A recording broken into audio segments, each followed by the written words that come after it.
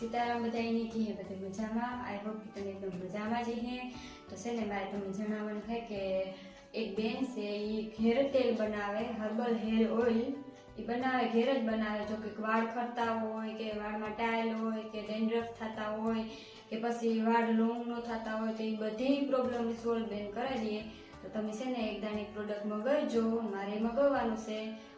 વાળની ગમે લગતી વસ્તુ હોય ને, વાળ લોંગ ન થતા હોય કે ગમે પ્રોબ્લેમ હોય ને વાળમાં, તો આ બેન પ્રોડક્ટ વેચે તો તમે એકદમ।